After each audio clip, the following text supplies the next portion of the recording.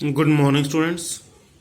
Today we are going to continuous exercise 7.2 related to congruence of triangles. Question number 7. Exercise 7.2. In a squared sheet, draw two triangles. दो triangles draw करने of equal area, जिनका area equal हो, such that इस तरीके से first the triangles are congruent, triangles congruent होने चाहिए.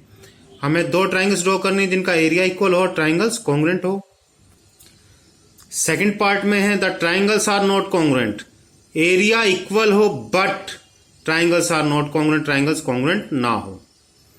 फिर पूछा है दोनों में ही what can you say about their perimeter, इसके पेरीमीटर के बारे में क्या कह सकते हो. हम फर्स्ट पार्ट अटेम्प्ट करते हैं.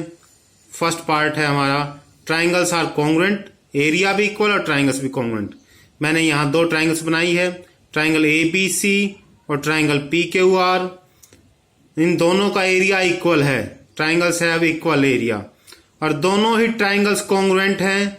क्यों कॉन्ग्रुएंट हैं? क्योंकि ये साइड इस साइड के इक्वल है, ये साइड इसके इक्वल है और ये साइड इसके इक्वल है. तो बाय हम कह सकते हैं बाय एस कॉन्ग्रुएंट क्राइटेरिया से दोनों ट्राइंगल कॉन्ग्रुएंट होगी. ये आप लोगों को लिखने की जरूरत नहीं है, तो दोनों ट्राइंगल कॉन्ग्रुएंट होंगी. अब इसने पूछा है what can you say about their perimeter. इनकी साइड्स इक्वल हैं तो इनका पेरीमीटर दोनों का सेम होगा, तो लिखेंगे then their perimeter are same. Second में कहा गया है इनका एरिया इक्वल होना चाहिए लेकिन ये दोनों कॉन्ग्रुएंट ना हो. तो सेकंड फिगर मैंने ये बनाई है, दो ट्राइंगल ABC और PQR. इन दोनों का एरिया आपस में इक्वल होगा, लेकिन तो इन दोनों का एरिया इक्वल होगा तो लिख देंगे हम ट्राइंगल्स हैव इक्वल एरिया, लेकिन ये दोनों कॉन्ग्रुएंट नहीं है. But triangles are not congruent. Congruent नहीं है तो इनकी साइड की लेंथ भी इक्वल नहीं होगी, इनकी लेंथ आपस में इक्वल नहीं होगी, तो इनका जो पेरीमीटर होगा दोनों का अलग अलग होगा. देन लिख सकते हैं their perimeter are not same, इनका पेरीमीटर भी सेम नहीं होगा. अगर ये दोनों कॉन्ग्रुएंट होती तो इनका पेरीमीटर भी सेम होता. क्वेश्चन नंबर 8 है draw a rough sketch. Rough sketch बनाना है टू ट्राइंगल्स, दो ट्राइंगल्स का, such that they have 5 pairs of congruent parts but still the triangles are not congruent. हमें दो रफ स्केच बनाने हैं दो ट्राइंगल्स के कि उनके 5 पेयर्स ऑफ कॉन्ग्रुएंट पार्ट्स के सेम होने चाहिए लेकिन फिर भी ट्राइंगल्स कॉन्ग्रुएंट ना हो. तो मैंने दो ट्राइंगल्स बनाई हैं, draw two triangles ABC and PQR. 5 parts equal, देखो एंगल 60 के इक्वल, 1 पार्ट 50 के इक्वल, 70 के इक्वल. 3 पार्ट्स, ये साइड इस साइड के इक्वल और ये साइड की लेंथ इस साइड की लेंथ के इक्वल. तो टोटल 5 पार्ट्स इक्वल हो गए, 3 एंगल्स और 2 साइड्स. अब का ये दोनों कॉन्ग्रुएंट नहीं होने चाहिए. मैं यहां लिख रहा हूं ऑल एंगल्स आर इक्वल, सभी एंगल्स इक्वल हैं. 2 sides are equal, 2 sides equal है एक्सेप्ट 1 साइड, एक साइड को छोड़ के. मीन्स ये जो तीसरी साइड है यहां पर और यहां पर तीसरी साइड है, ये दोनों आपस में इक्वल नहीं है. हेंस हम लिख सकते हैं जो ट्राइंगल ABC है हमारी, ट्राइंगल जो ABC है are not congruent to PQR, congruent नहीं है PQR के.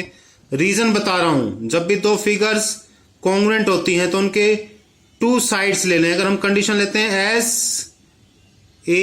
SA, अगर ये कंडीशन लेते हैं तो दोनों एंगल के बिटवीन साइड, यहां देखते हैं ये साइड इस साइड के इक्वल है और ये साइड इसके इक्वल है, तो दोनों साइड के बिटवीन एंगल यहां है 50, इन दो साइड्स के बिटवीन है 50 और यहां इन दो साइड्स के बिटवीन है 60. तो ये दोनों एंगल आपस में इक्वल नहीं है. ये दो साइड्स के बिटवीन एंगल और यहां दो साइड्स के बिटवीन एंगल, अगर ये एंगल इस एंगल के इक्वल होगा उसी कंडीशन में दोनों ट्राइंगल्स कॉन्ग्रुएंट होंगी.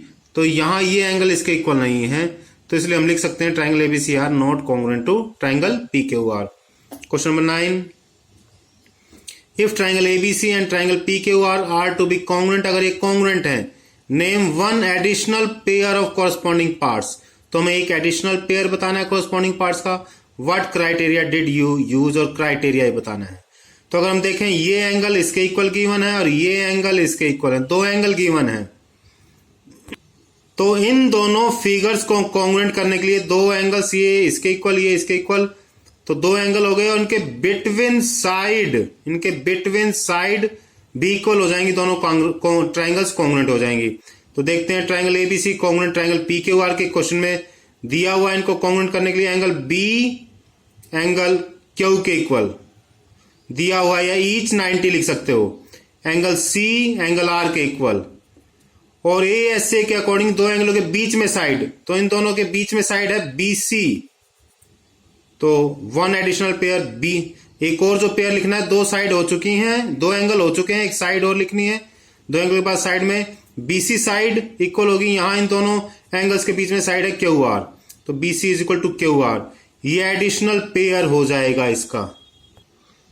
साथ ही साथ इस क्वेश्चन में हमें कंडीशन भी लिखनी थी, तो by angle side angle congruent criteria से triangle ABC congruent triangle PQR. Question number 10, explain why triangle ABC congruent है एफईडी के कॉन्ग्रुएंट है, ये हमें बताना है क्यों ये दोनों ट्राइंगल कॉन्ग्रुएंट है। तो जो गिवन है उसको देखते हुए लिखते हैं। सबसे पहले हमें पता है एंगल ए इक्वल है एंगल एफ, दोनों एक जैसे सेम साइन है, एंगल ए एफ के इक्वल है।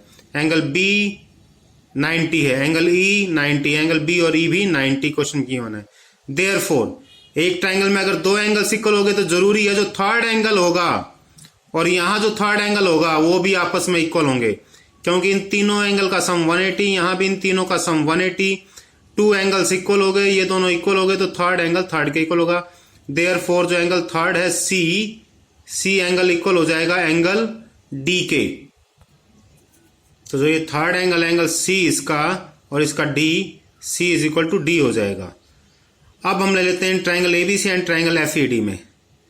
इन दोनों ट्राइंगल्स के अंदर एंगल ए किसके इक्वल है, एंगल बी ई के इक्वल है। एक एंगल हो गया हमारे पास angle BC side D E के इक्वल क्वेश्चन में गिवन है, BC is equal to BC side D E के इक्वल गिवन है, बीसी साइड डी ई के।